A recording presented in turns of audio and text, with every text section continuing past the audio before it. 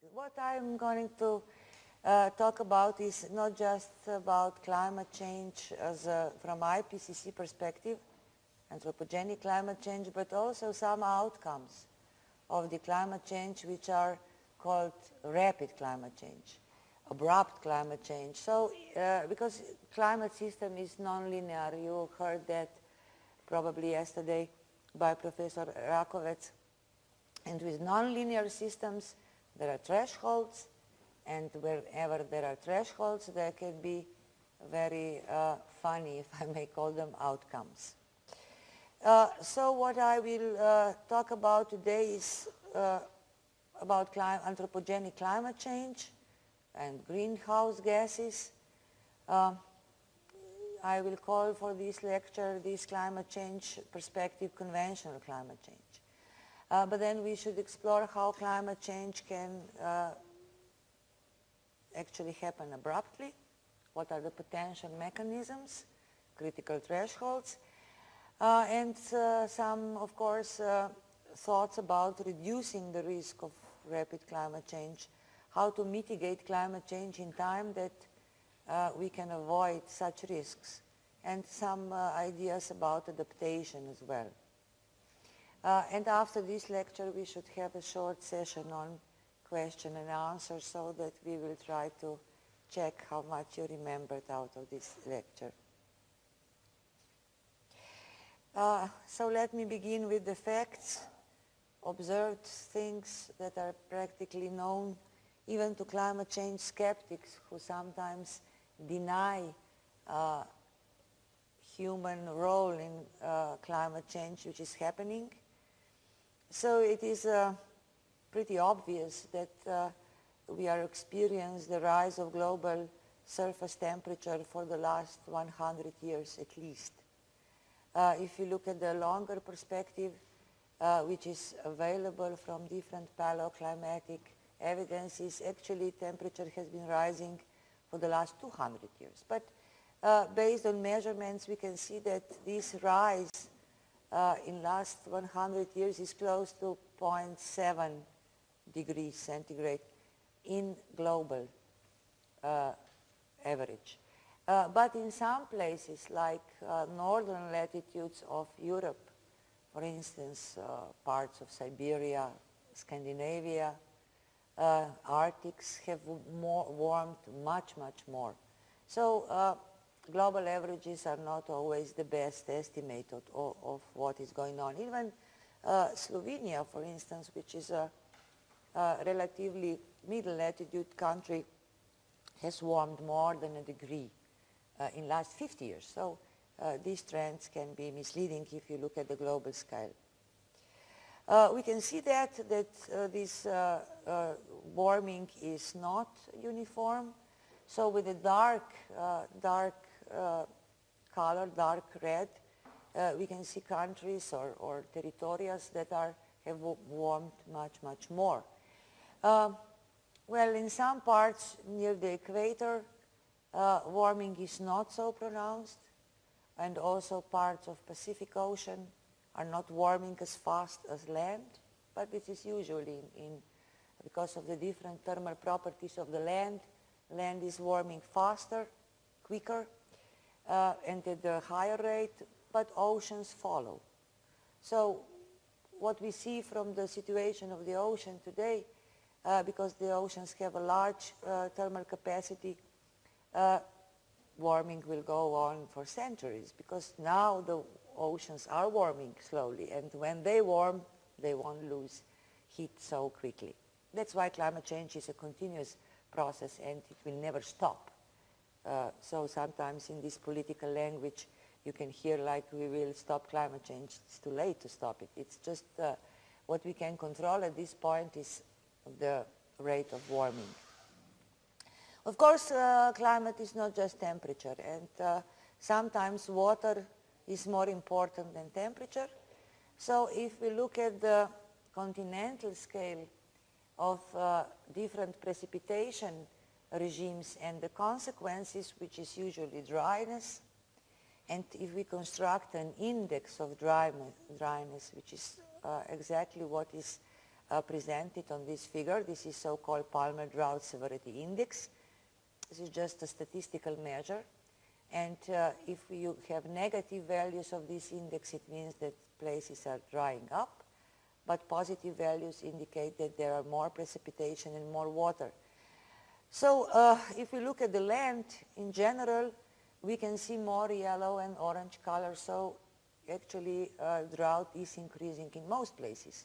But there are regions when we have more water than it used to be, like Scandinavia, like Argentina, some parts of US, even some parts of Africa.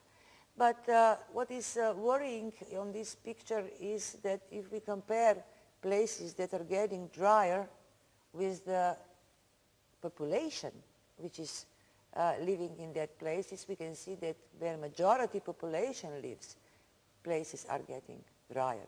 Particularly Mediterranean area where we are practically now, we can see that trends are really worrying.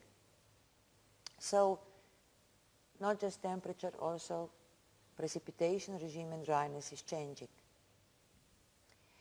And evidence of climate change is of course visible for those who don't believe in thermometers or observation. They can really see what is happening with the glaciers all over the globe. There are a few examples here. For instance, very close to Slovenia is the famous glacier which lies under the highest mountain of Austria, under the Glockner. It is the glacier Pasterza, so-called. So it is obvious how big changes we are experiencing in Alps, but also on Alaska and everywhere practically. So this is really good evidence, on very well documented evidence. And of course, a bit far from our eyes is Arctic ice caps on the northern pole. We can see that from the satellite pictures, which are unfortunately available only for 30 years, the extent 30 years ago, exactly 30 years ago, in 1979, we can see the amount of sea ice in the end of September when this ice has minima. I remember very well 2003. In 2003, this area has shrunk dramatically, and a lot of scientists were worried about this fact. And the conclusion after 2003 was that it cannot get worse. So we said 2003 is an extreme year, so this shrinkage will stop or will be not so pronounced. I was one of those who said, yes, we cannot get worse situation than 2003. But in 2007, something happened that even the worst pessimist did not expect. The Bose Passage is opened, so you can go with the ships along this area, which was not possible for centuries. And 2008 was very similar. We are now 2009, and from till September we still have 2 months, but situation right now looks that we will not get a new record 2007, but we will get something like in 2008. So you can see now in the graph on the right hand this time series. So you can see this drop in 2007, 2008 a little recovery, and 2009 will stay about the same level as 2008. So even if you didn't study mathematics, you can see that this process is not linear. We got this sudden threshold, which is probably already passed, and passing this threshold means that we are approaching abrupt climate changes much faster than we expected. And this was something that even the worst pessimists and science models did not capture. So from 2007 on, even we who believed in models are becoming skeptical, because obviously change is getting much faster than we anticipated. But on the left hand, you can see the glacier lost, the mass of the glaciers, which is also not linear. And why are we talking about glaciers so much? It's not about the glacier as something nice to see when you go to the mountains in the summer. The glaciers are extremely important because they are a source of the drinking water for half of population on this globe. By source of drinking water, I mean especially India, Bangladesh, parts of China, when we all know that population density is extremely high, because glaciers on Himalayas are those who provide water. So this is a very worrying part of the story. Okay, so I could show you much more evidence, but if you look to the links you got for your study, you will find much more material there. So what is rapid climate change? There are several definitions because it's a rather new area, but usually rapid means that changes are very steep in climate regime. This is something that follows from the word rapid. But looking at the conventional climate change approach, which is provided by IPCC, we can define rapid climate change also as a rate of change outside this range. But anyway, rapid climate change implies that we are talking about changes that are large, fast, and troubling. So troubling meaning that society can probably not cope at all, or cope with very big troubles. So this is something that can also be used as a definition of rapid climate change. But mostly I will take this second approach, that what can happen outside of IPCC range. But we will talk about IPCC range first. Well, why troubling again? I think that this is very important for the people who are trying to study development of our generation, and especially sustainable development. Troubling is because these changes can really happen unexpected. I mean, we are talking about climate change, a lot of newspaper articles, but maybe more in the Western developed countries. But when you come to developing countries, people are still not very well aware of climate change. So we can talk about this factor of surprise. And usually troubles with climate change are more evident because we are not living in the world of single pressure. We have multiple pressures. We have multiple crises. For instance, now we are having financial crisis, we have population crisis, we have food crisis, and so on. So climate change will probably come as additional pressure. And what is at stake here is everything, even some say survival of human race. But it's probably more important in some views the large economic damage that can occur from such change. Okay, so if you look at the climate system, I said it's nonlinear, I say it's complex, although it is not so visible from this simple figure. What is climate system? It is above all system. System meaning that all the components that you can see on this graph are really interconnected. Interconnection of this climate system component means when you change one component, it automatically means that all other components will change in due time. Some will change fast, some will change very slowly, but for sure everything can change. So when you get these feedbacks, actually, because feedbacks are those who are driving these connections, you can really have some very positive feedbacks, which mean that the initial change, which can be very small, can provoke big changes at the end, even if humans are not present. So actually, on this climate system figure, we should have also humans. Because human human population in the last 100 years at least changed dramatically two components of this system. One component that is changed, and we are changing it every day, is the composition of the atmosphere. So the atmosphere contains much more greenhouse gases as it used to. About 35% more CO2 in last 150 years. Much more of methane, much more of other gases. So, and also much more of different aerosols. So atmosphere is something that was undoubtedly changed by human. But undoubtedly also human change land use.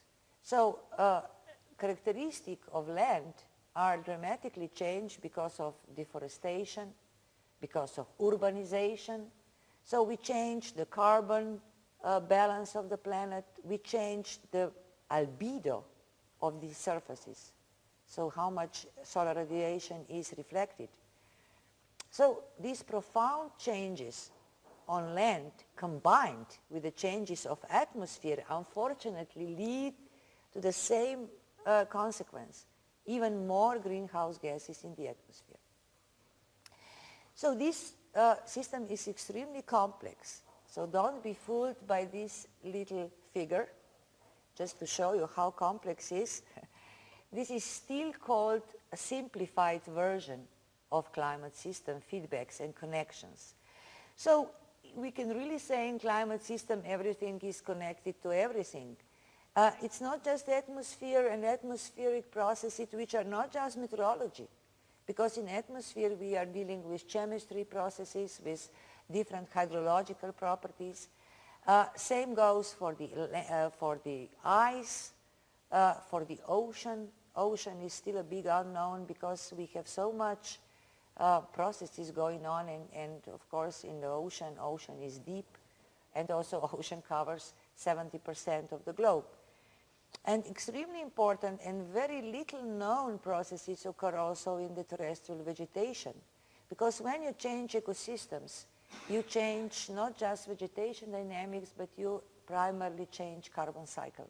So many things interconnected, and what is the role of climatology today, the modern climatology, is to put all these processes into equations and put all these equations together in mathematical simulation models. These mathematical simulation models or climate models are extremely complex. We are talking about thousands of equations, and we are talking about long simulation times, because if you want to use these models for prediction of climate or for analysis of past climate, you have to model systems day by day, and climate goes on the scale of century. So there are extremely large computers needed if we want to run these models at all. But I will talk about that maybe later. But let me show how the models evolved. The first global climate models are more than 30 years old. And at that time, not so much was known about climate system. We have poor computers, and mostly what was incorporated in these early models was atmosphere. So we look at the solar radiation, we look at the temperature, we look at the patterns of precipitation, and of course on greenhouse gases. But then the science developed, so in mid-80s we were able to incorporate in these models the ice and the land surface characteristics. And then in 19s we really knew how to model ocean very well. And then after 5 years we realized that humans are not just changing atmosphere by greenhouse gases, but also by aerosols, which came from industry and also from natural background like volcanic activities. And in 2004, where the simulations were made for this last assessment report of the IPCC, we really incorporated better the ocean circulation patterns. But now what is really crucial is that we should put into the models atmospheric chemistry about ozone reactions. You heard something about that yesterday. And also especially biology in oceans and also biology carbon cycle on land. So there's plenty to do with this modeling, but we will probably we need faster computers more urgently that actually these computers are developed. And of course, it is very expensive to run these models because one model run, it goes on for 3 months on the supercomputer, and 3 months simulation time is many thousands of euros per one run. But we have to run models for different situations. So it's expensive, but it is a special branch of climatology science. So let's now try to see how the IPCC point of view is on conventional climate change.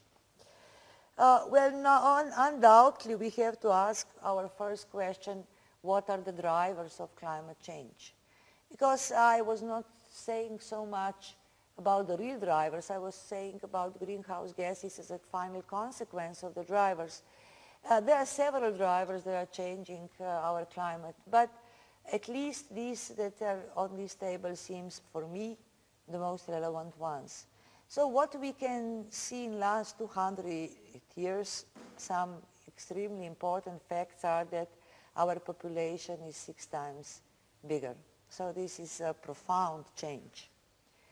Why is this population so much higher? There are several reasons, but let me mention 2 reasons, for me also very relevant.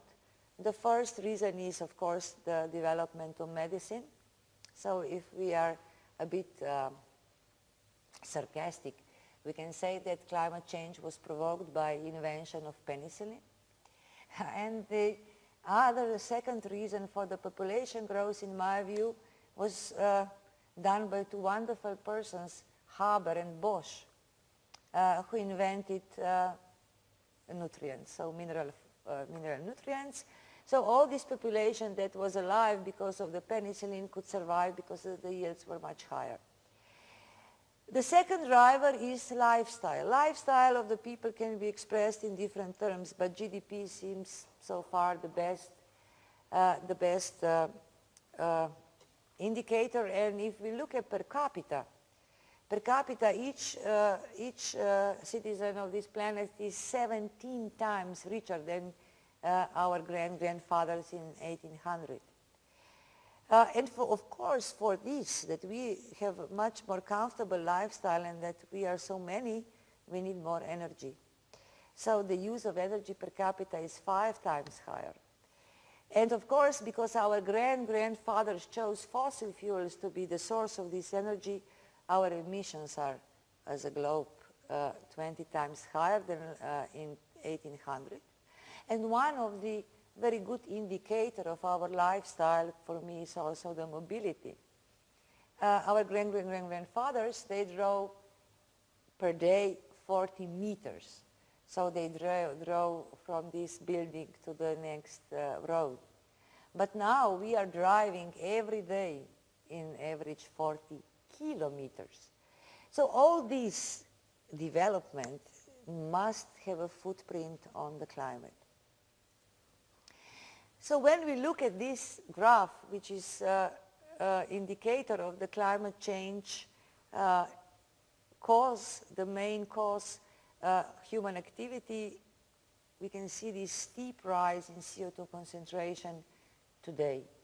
Compared to CO2 variation for the last 10,000 years, which were also present, made by natural factors. But what humans actually did was passing a threshold, which can be expressed in the carbon dioxide concentration, which is on the left hand, but we can convert that greenhouse gases also to something comparable to solar radiation.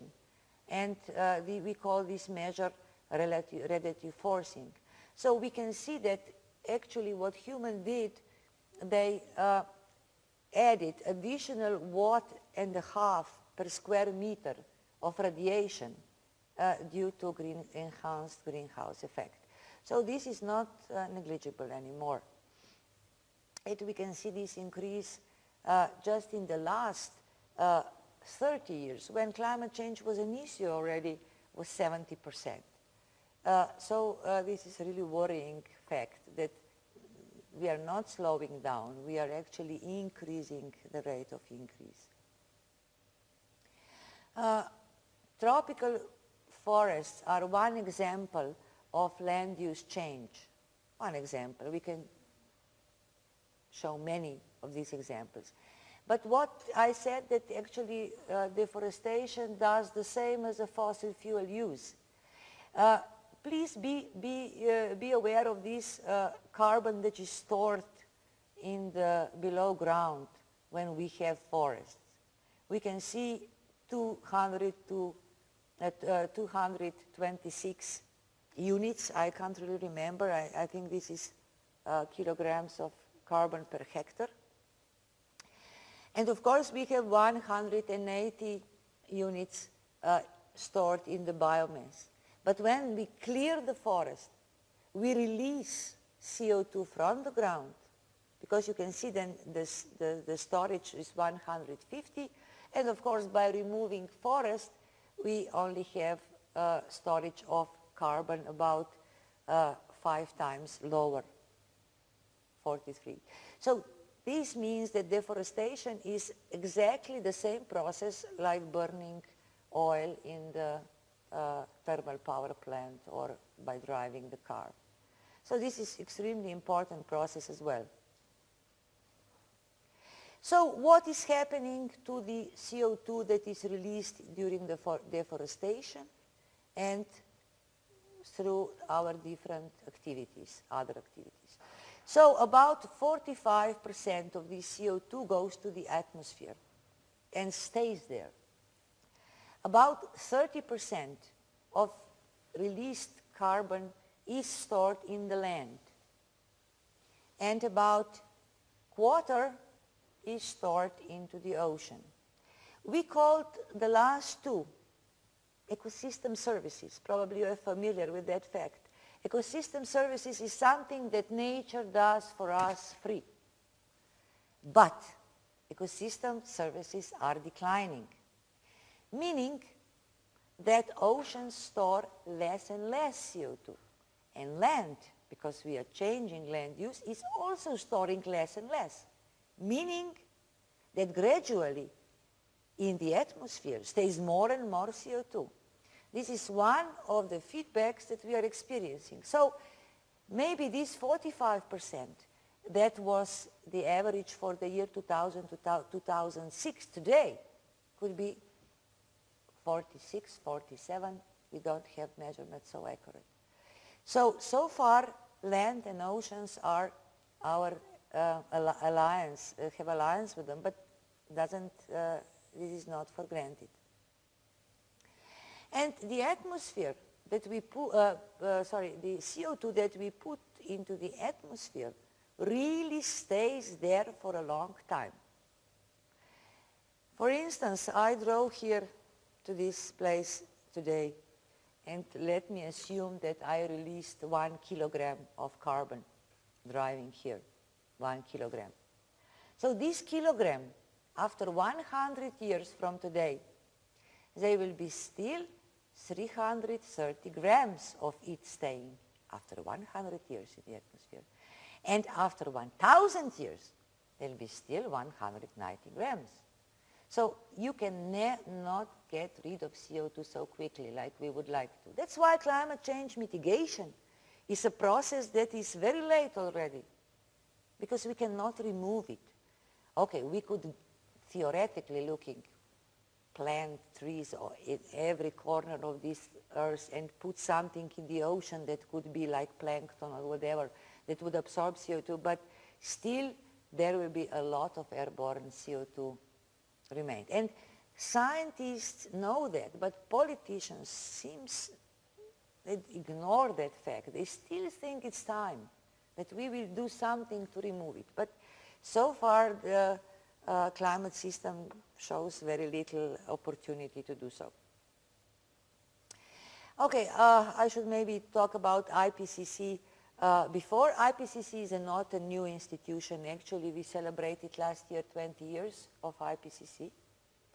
And during the assessment the IPCC did from 1990 to 2007, we saw more and more evidence that humans are actually to blame. So today we know that it is very likely, which meaning more than 90% sure, that all increases we see in the atmosphere are due to human activities.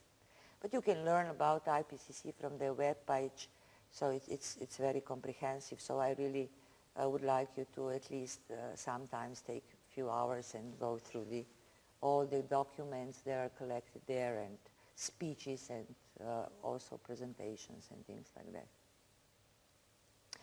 Okay, what about the sun? Probably Professor Rakovec yesterday showed you also ideas how sun is closely connected to the climate, of course. Sun is for sure the main driver of climate during the last billion of years. But is it driver for the last 50 years? We don't think so. Because all the changes we can see on the sun are more and less cyclic. There are cycles going up and going down. But if we look the activity of the sun, the change that occurred in the last 50 years, we can see that radiative forcing, so the change of radiation is only 0.2 watt per square meter. But the human-induced change, if you remember from CO2, was 1.5 at least watts per square meter. So 0.2 compared to 1.5 is practically less than 10%. So we don't think that the sun has anything to do with the things we are experiencing, especially because if you look last year, 2008, we can see very pronounced warming in the northern latitudes. So the world as average departed from the average 0.5 almost degrees, but Arctics were more than 3 degrees warmer. In 2008, what happened with the sun in 2008? Because judging from this warming, if the sun was the cause, we should say, wow, sun has high activity. But actually, last year, we experienced the lowest activity of the sun for the last 30 years. And we have been experiencing this slowing down of the sun for the last 5 years. So if the sun was interrelated in this warming, last year should have been very cold. So it's true for this year. But we already in June have the history-breaking temperature of the world ocean, which is an additional proof that this climate change we are experiencing now has very little or nothing to do with the sun changes. Okay, now let's try to look into the future. Future is usually captured in term scenarios, because we in IPCC we are not magicians that we would know exactly how the human society will develop. But we can judge from the trends that are in the society that there are 4 different ways for the future. And these 4 different orientations of the society, for instance, one of the components of the orientation of society is, are we going to be totally globalized society? Or are we saying to the globalization, stop, let's develop again more regionally, because we can see financial crisis is something that has to do with globalization. Is it not doing good for the people? And another very important driver is the orientation of the human values. Are we really for the profit? Are the market-oriented world something that we believe in and we say it will solve all our problems? Or are we becoming aware that maybe environment is something that must be preserved for the future generation, and environment also provides different ecosystem services that helps humans to survive? Okay, whatever. We have different possibilities how to perceive. But journalists, of course, when they saw this, they named some scenarios as a worst case scenario. So the worst case scenario is A1, fossil fuel. And this scenario is sometimes called also business as usual scenario. So people will not care about what is going on. But B2 scenario seems to be the green scenario, so people should stop globalization and should be really environmentally more aware. But we don't really care because we can calculate the future outcome for the climate for each scenario. But of course politicians and policymakers should take care of this, how to push development, because they are the ones who are leading usually these things. Just to let you know some ideas about drivers in the future climate, this is one sort of sujet of scenarios. In terms of population, there is no doubt that population will grow more. Of course, there are different estimates. Is it real that we will be 10 billions in 2050? Maybe 9 billions, maybe 11 billions? Okay, more. Who wants to be poor again? Nobody. So GDP, unfortunately, is still a measure that all politicians use as showing how good they are making. So if politicians, if a government increases GDP, this means good government. If the government loses GDP, bad government. So they will strive to increase GDP. So there is estimate that GDP could rise for 3 or 4 times globally. And for more GDP and more people, we need more energy. No doubt about it, maybe 1.5 or up to 2.5 more. And of course, mobility is on the increase. Don't forget that India, China, we are talking about 3 billion people there, are getting cars very fast.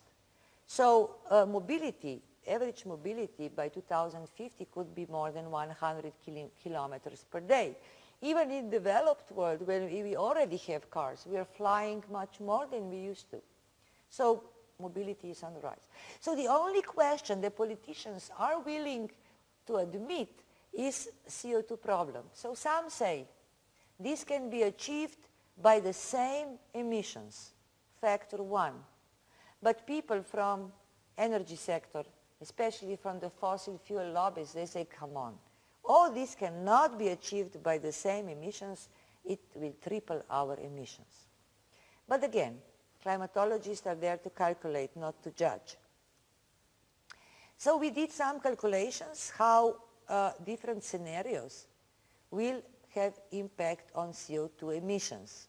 We can see that there are scenarios where emissions will triple, and of course there are also possibility that some international agreement beyond Kyoto will be successful and that people will really try to lower their emission in the next decades.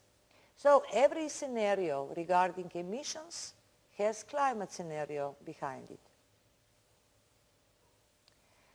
Okay, we can see different scenarios now in terms of concentration of CO2.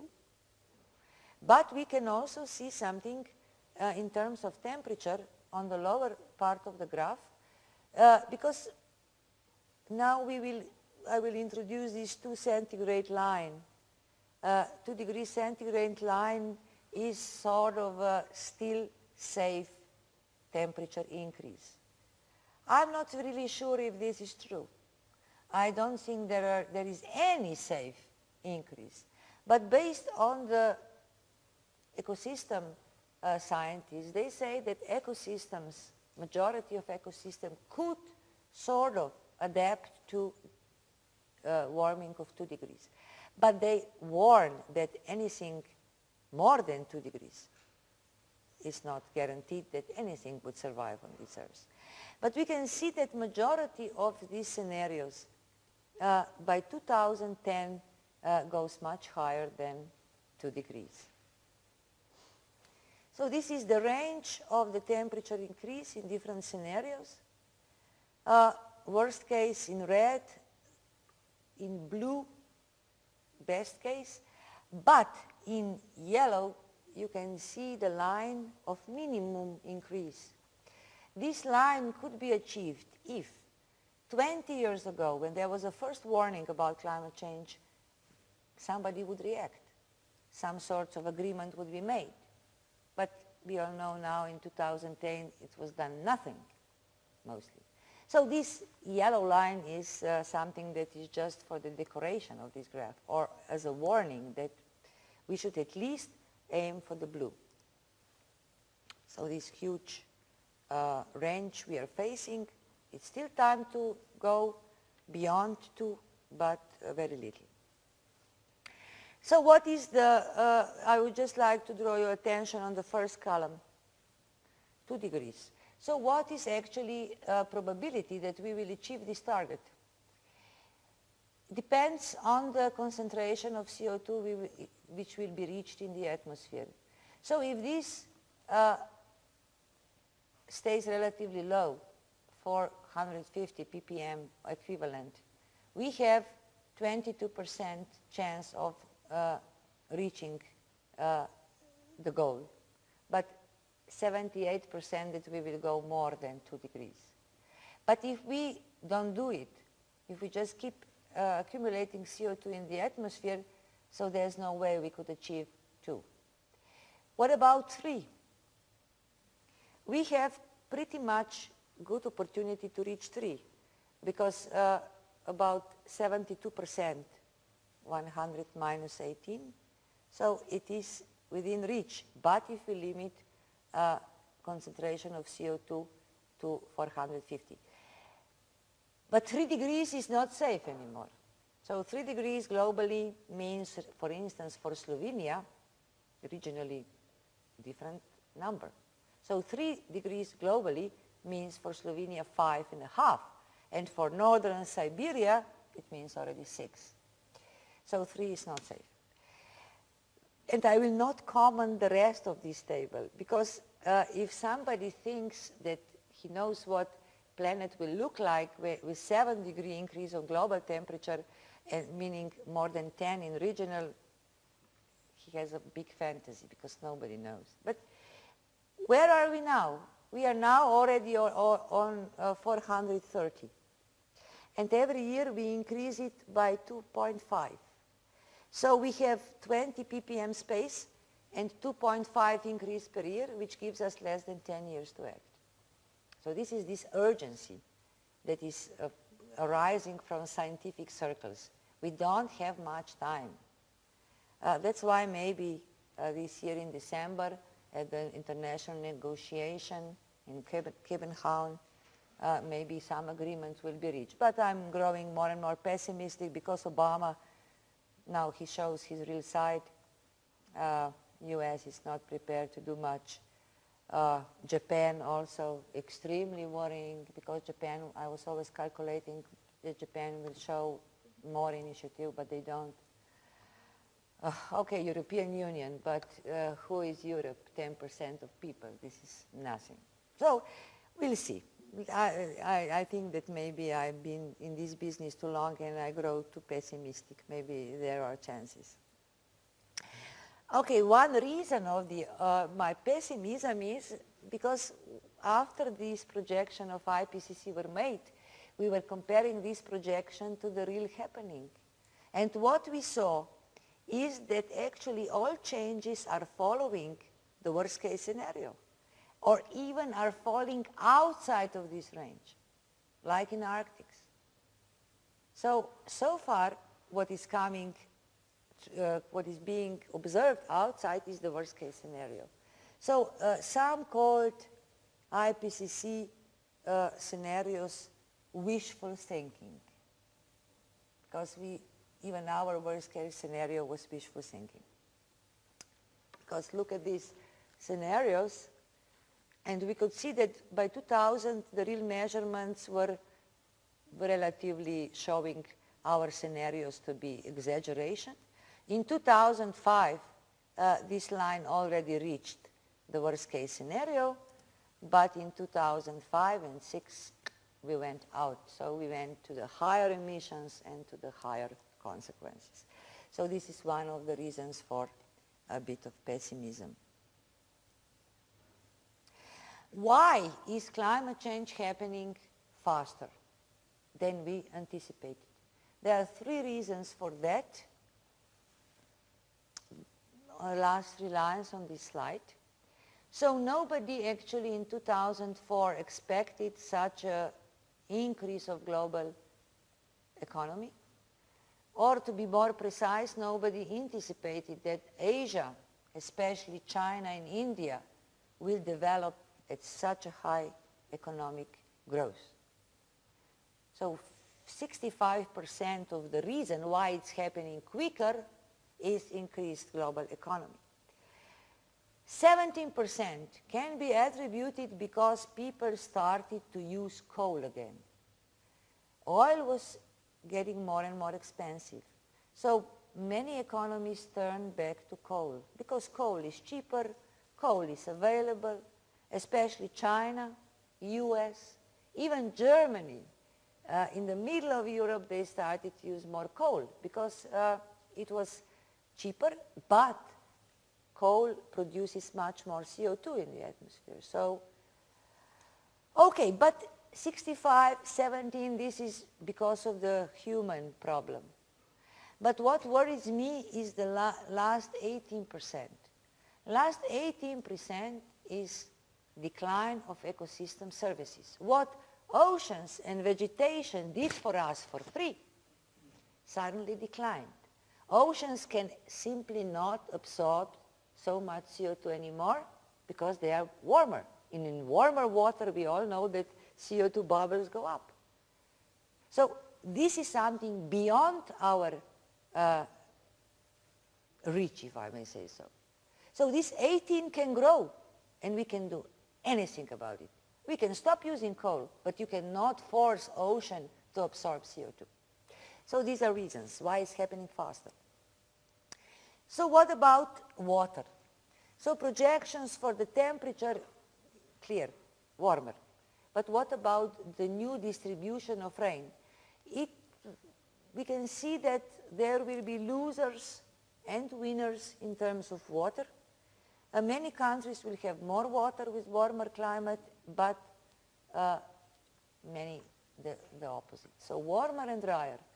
Everything that is in yellow or orange means huge problems for the population living there.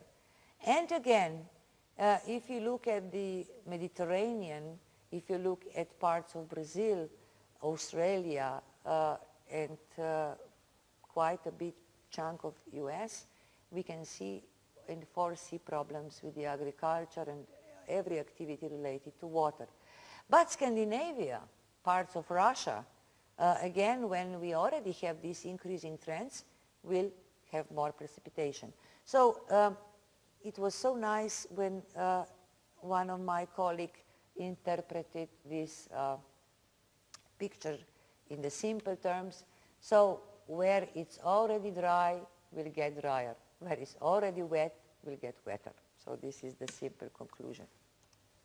What about Europe? If you look at the Europe, maybe summers in Europe are the most indicative season.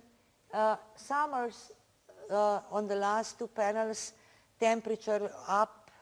We can see the upper panel, for instance, Mediterranean about 4 degrees warmer, and from 50 to 20% less precipitation.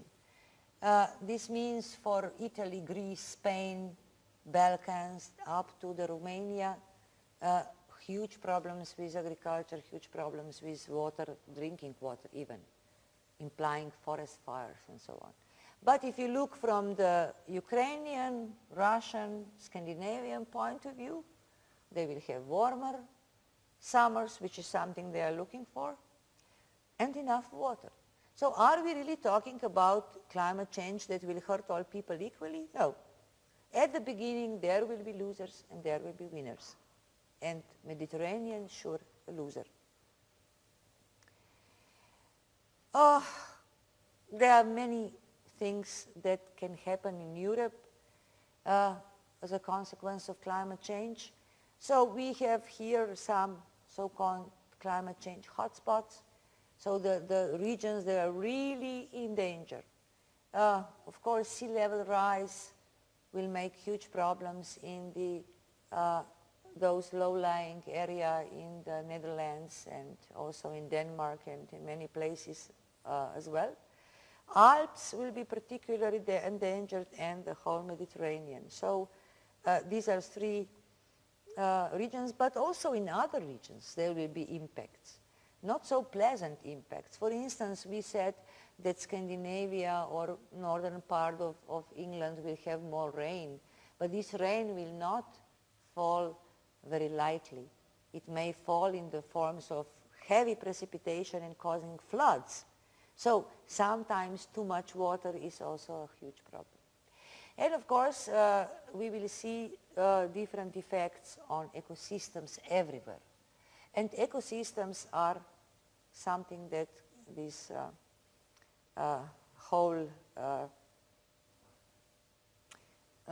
whole human society depends on very much. We are not aware of it, but we are. So this can be seen also in different ways. But as I said, these three hotspots seems to be the most urgently needed some adaptation. I'm even talking about possible future conflicts, because European Union now is a friendly country and we seems to be good neighbors, but when we will have this situation, then North Europe will have better forests, increased forest growth, but the forests in Greece and Balkans or in Italy, Spain will be lost due to fire. When we will face that they will have 20% more water, but we on the south 1/3 less, and when we will expect that in Ukraine, for instance, the yields will increase while the rest of the Europe will have lower yields, will be still friends or not? Why are not people in Brussels studying this and forming a new politics for Europe, how the North will help South? I mean, these things are occurring already. And talking about forest fires, for instance, yesterday in Spain, lives was lost again. Portugal lost 10% of the forest to the fire. And last year, I remember in Greece, there were huge, almost the government was on resign because of the forest fires. So these things are already happening, but we are so reluctant and say we will sort that in due time. But I'm really worried even about conflicts. So what is safe? Safe increase, I told you before, there is no safe increase. But when the temperature increase is higher, the effects are also more troubling. For instance, if we look at the food, falling crop yields are beginning when the temperature increase is more than 1.5 degrees global. So when this arrow grows red, it means much, much less food. Disappearing of the mountain glaciers is already happening, so we don't need much increase. But if we get increase for 2 degrees, all the glaciers are gone.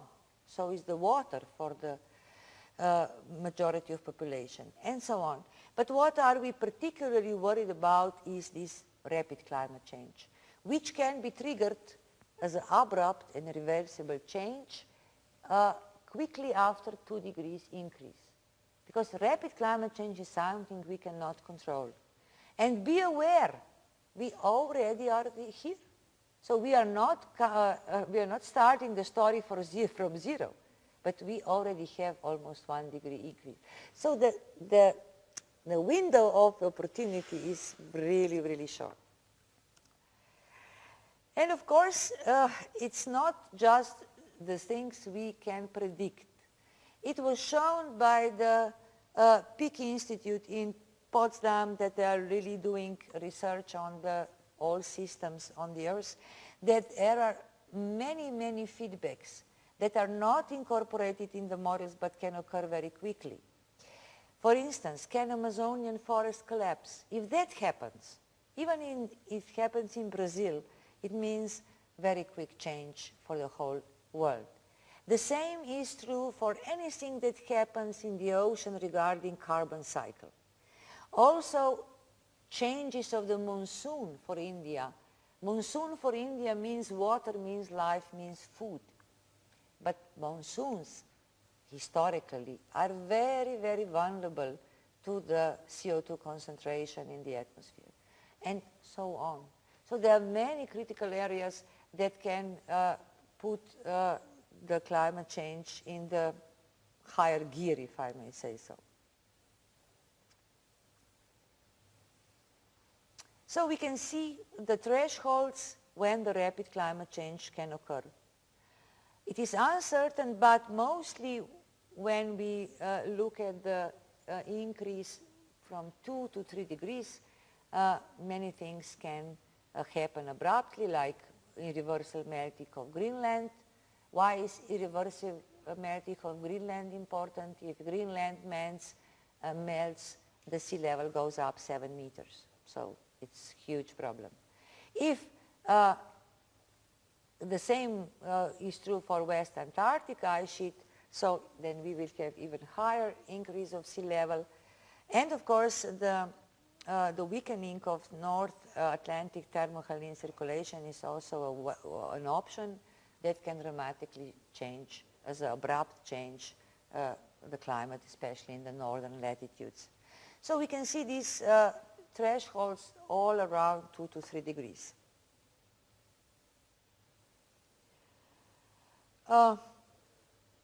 So what triggers rapid climate change? What triggers climate change that is faster than we saw in the IPCC? Well, something has to push the system across the threshold. For instance, in the past, we could see large volcanic eruptions. For instance, in the Yellowstone Park, we know that Yellowstone is placed above the volcano. If that explodes, the whole Earth goes and nobody survives. Also, we cannot exclude that comet can hit the Earth. It happened before, it may happen again. But what we are really facing at this time is actually accumulation of gradual forcings can have the same effect. So human activity, when it goes too high in terms of CO2 concentration, can have the same effect like comet or something, to push system above a certain threshold. So triggers can be many, but comets and large volcanoes are more or less a fiction, but climate change and CO2 concentration is here and now, so it really presents a very good trigger at hand. So I will try to show you some of these characterization of rapid climate change. One is accelerated climate change, so everything goes much faster than anticipated. Some is if the northern circulation, thermohaline circulation stops due to the melting of Greenland, so a lot of fresh water comes into the Atlantic and sea currents change. And rapid sea level, which is also something that can be a very, very dramatic change. So 3 characterization. Just to give you the idea, this is not a very good graph, but we can see the comparison of conventional changes and abrupt changes for different countries.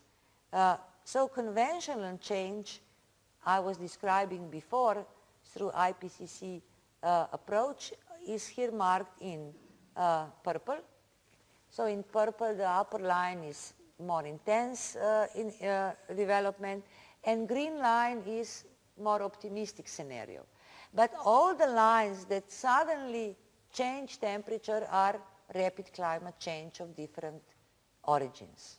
So you can see that abrupt means the change of temperature in a few years.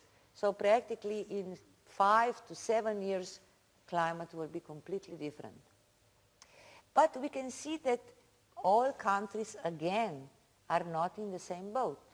For instance, Pennsylvania, US, even if the abrupt change of climate happens, they will still have warmer climate than today. But if that happens, for instance, in England, southern England, instead of the warming, they will experience cooling, which is totally confusing for some politicians when you try to show them this scenario. So again, Sweden, Pennsylvania, very different effects. So accelerated climate change. Accelerated climate change means that carbon sinks will weaken, that we are already too late, that the ocean will not store the CO2 anymore, so we will have rapid warming.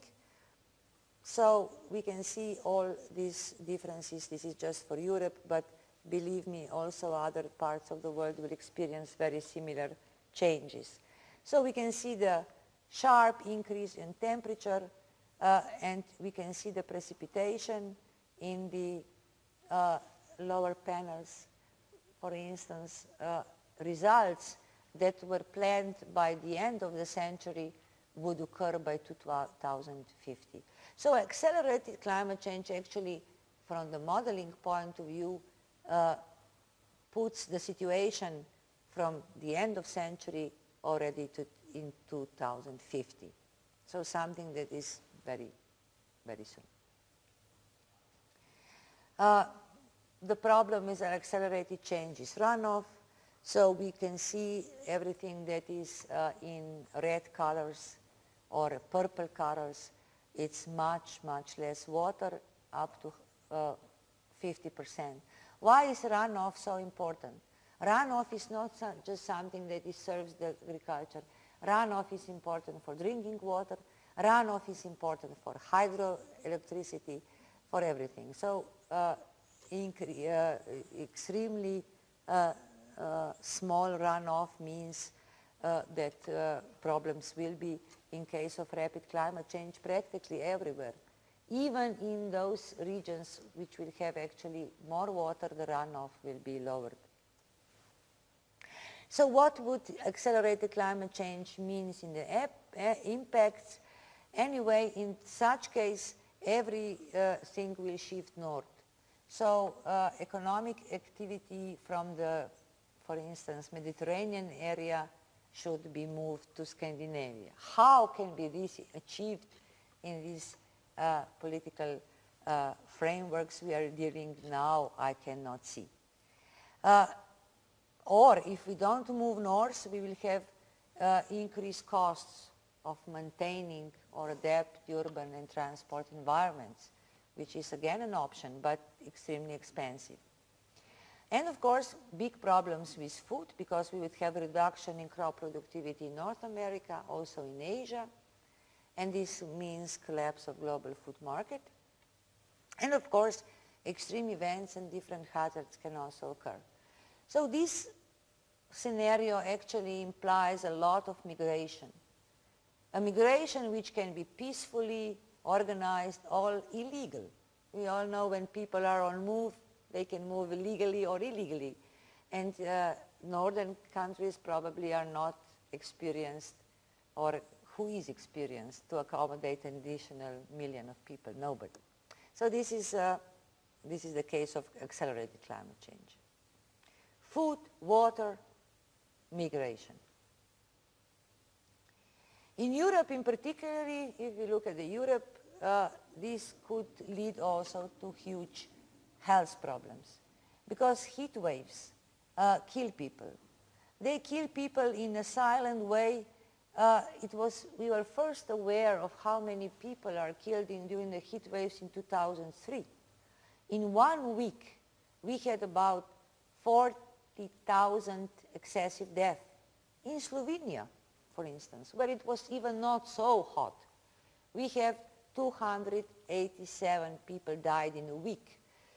They were elderly people. They would probably die anyway in a few years, but they did die in that particular week. So because also the medical service, sometimes it is hard to distinguish why somebody died, especially if you have 50,000 people dead in front of your hospital. There's no time to do proper analysis. But anyway, it can cost you life, especially the different groups of people, children, chronically ill, and simple, and other.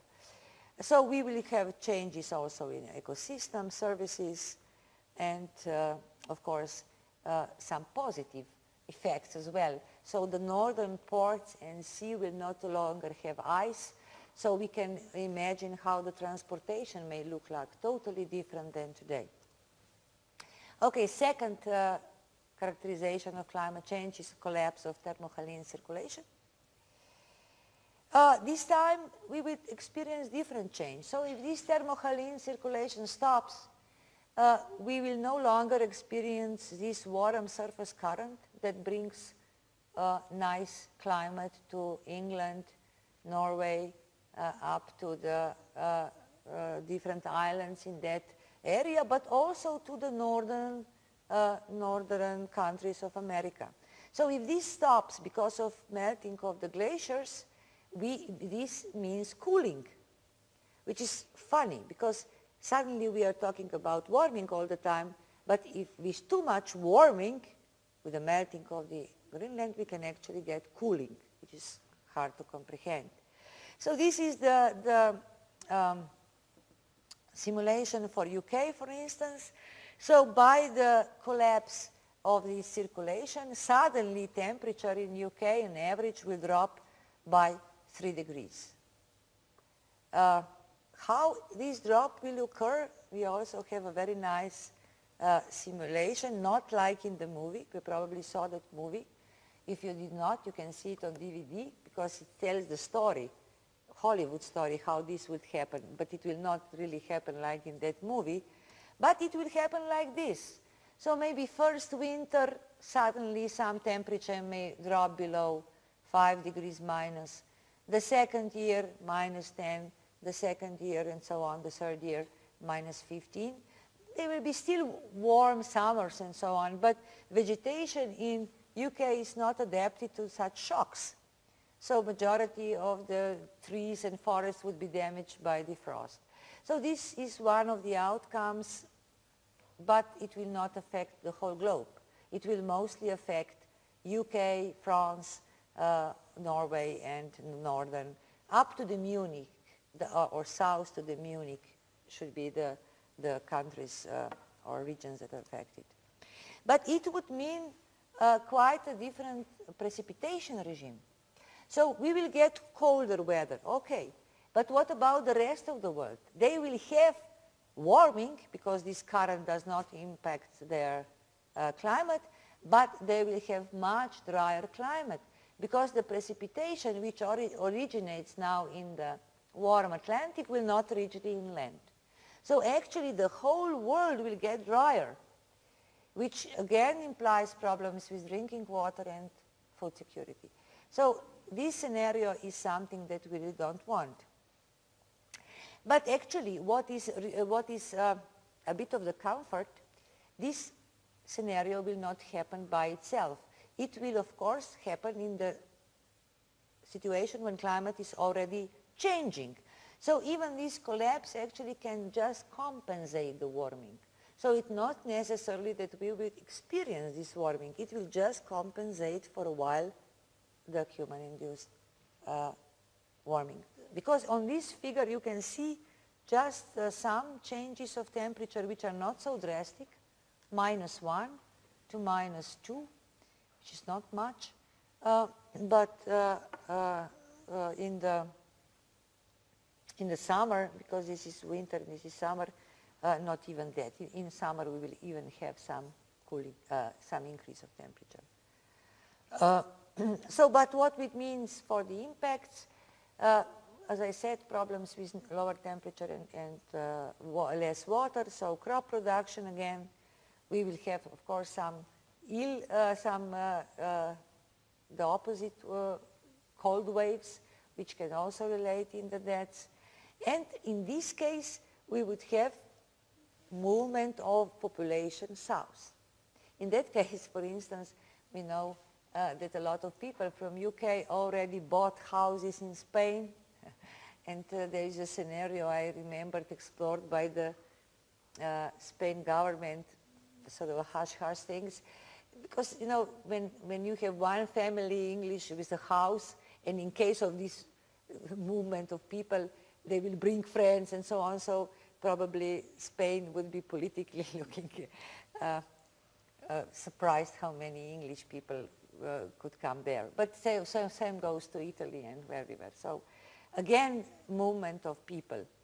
And again, problems with infrastructure and problems with water. So both scenarios are not very optimistic because little time left to adapt. We saw that change in 4 years. It's impossible that society can adapt in 4 years.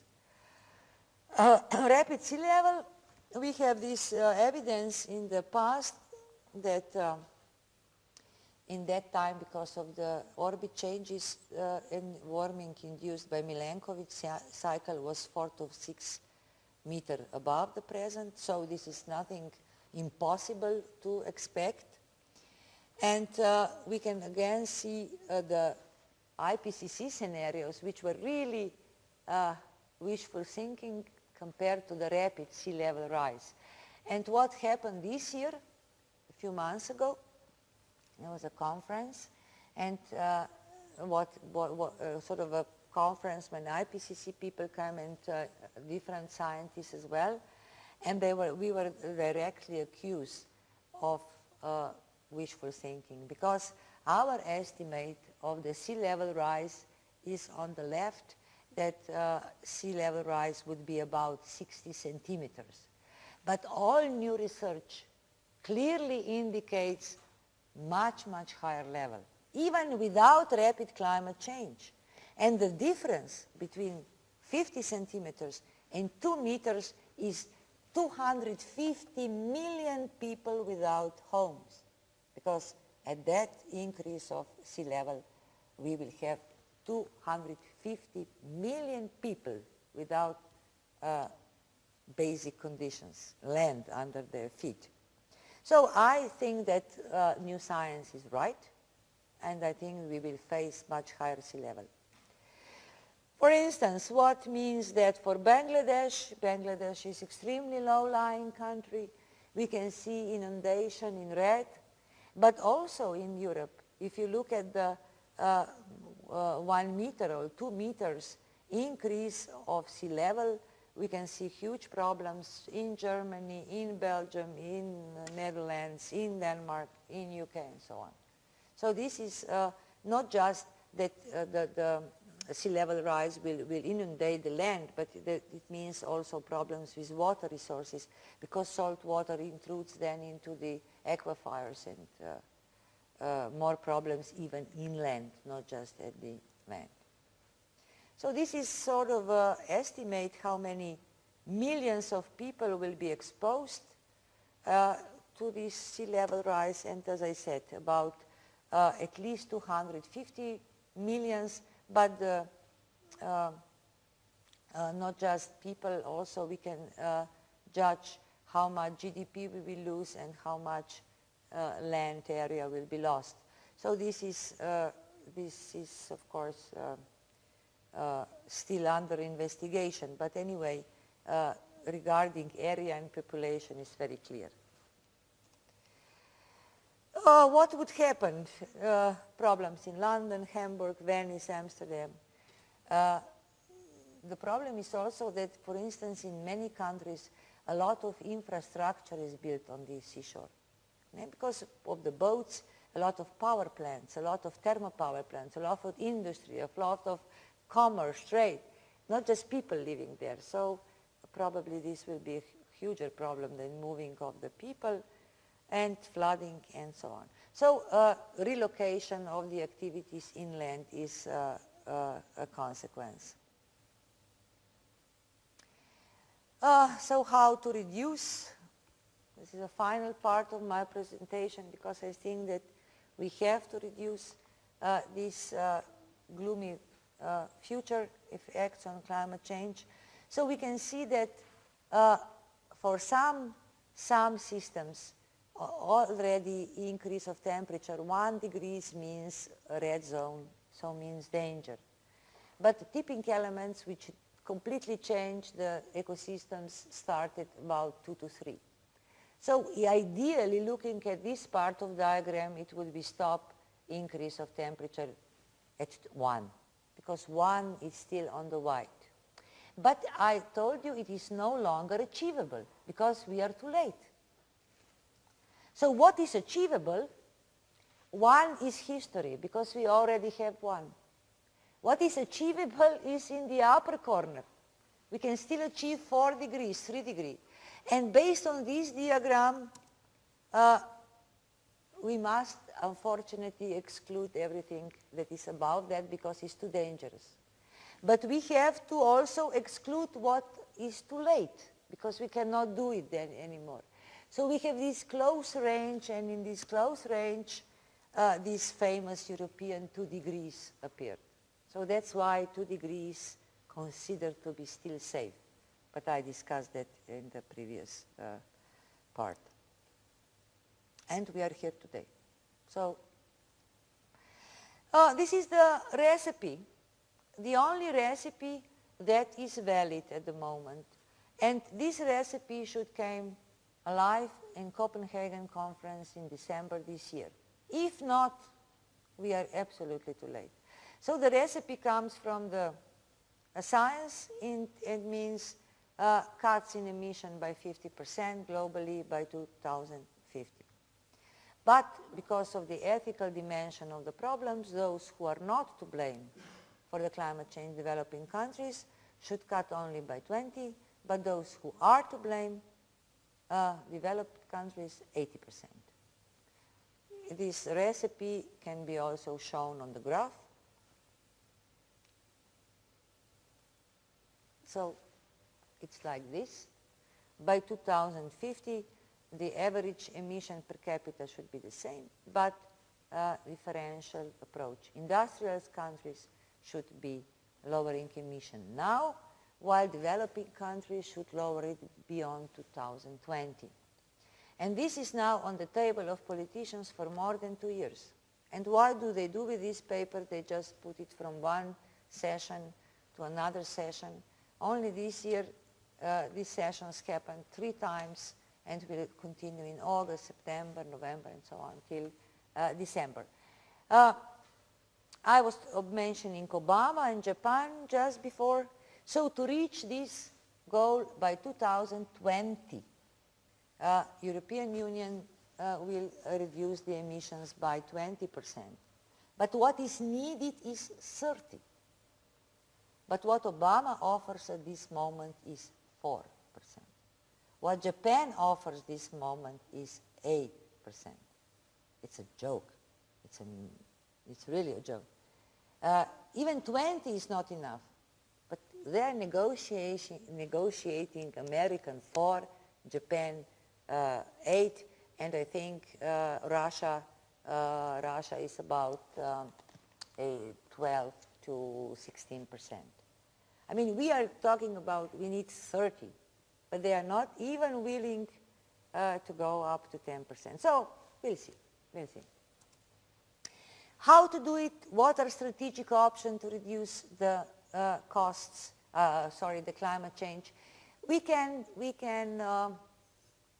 divide these opportunities into 2 parts. Some opportunities are actually not just that you save climate, but you do better economy. So they are win-win situation. While others are in red are a bit more expensive, but they stop changing climate, but without a profit. So it is not clear for me, but I'm not an economist. Why not go for these options, which means good for climate and you save money and you have additional benefits like more clean air and things like that. But of course there are options that cost something but give you a very stable climate. So there are many, many, many options, but they need a different way of thinking, a different approach in policy, maybe some non-conventional thinking, a lot of connectivity between countries, a lot of mutual, and of course this excludes putting war in Iraq, war in that country, war in this country as a priority for the country. But priority should be set anywhere. So building insulation, fuel-efficient commercial cars, efficient lighting systems, air conditioning that should be made much more or used less, and so on. So this is something that everybody would profit in a year. And it can be done, because it strikes me just yesterday, 40 years ago we were able to land on the moon. But we are still not able to produce a car that would use less than 7 liters per 100 kilometers in average. Because when I was a child, our first car our family has got, the consumption was 7 liters by 100 kilometers. But now it's the same.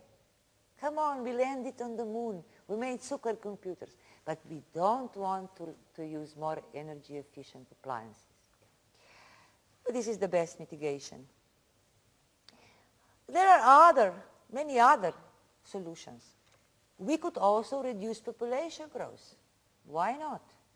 I mean, this Earth may not sustain more than, some say 1 billion of people with this lifestyle.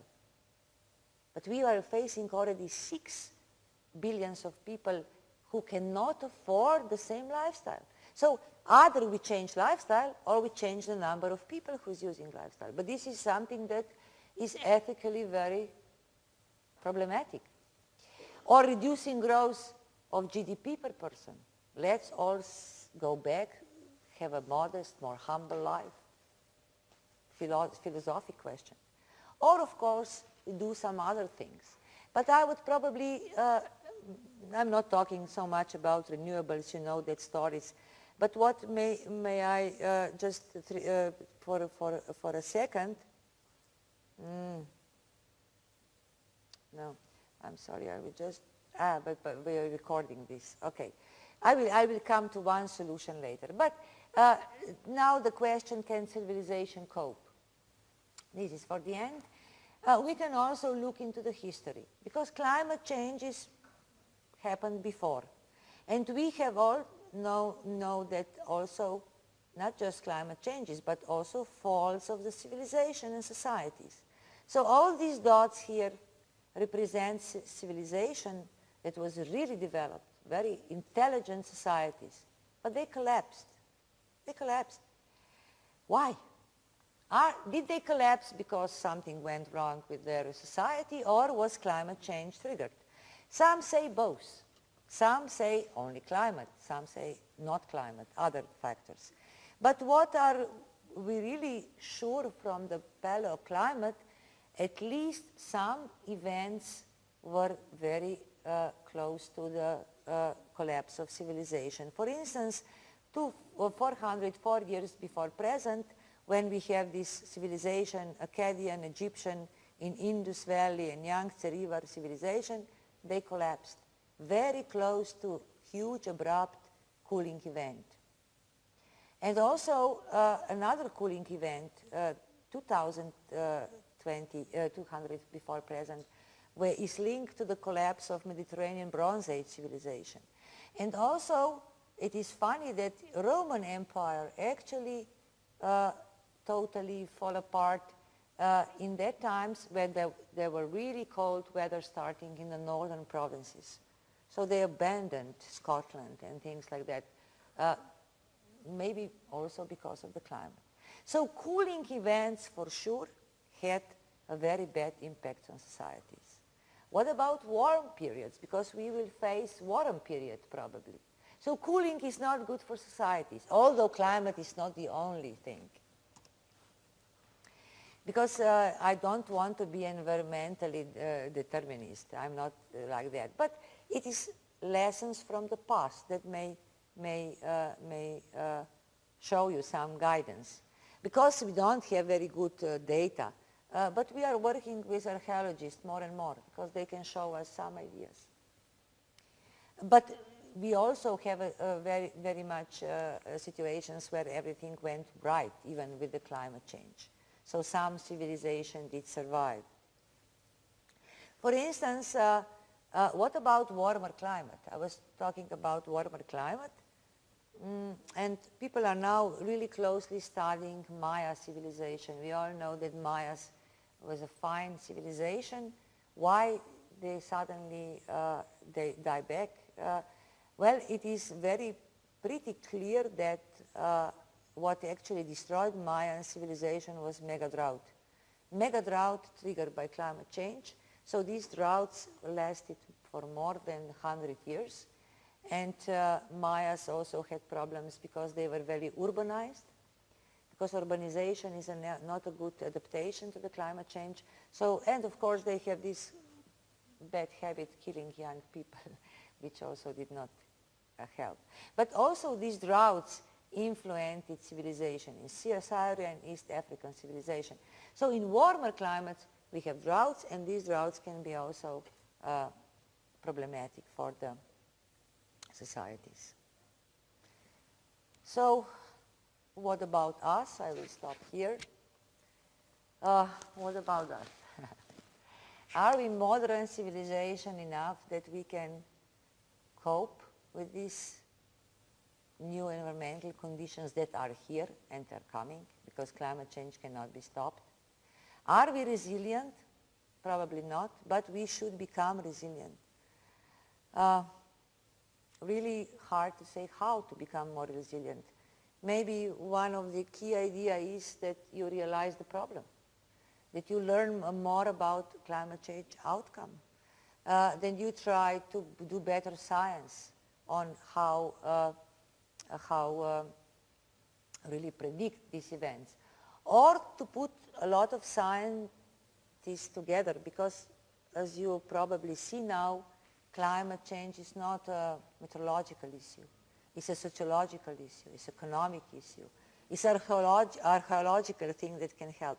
So anyway, I think that we should avoid crossing the thresholds, because it is much safer that we experience this relatively slow climate change and not go into the unknown too much.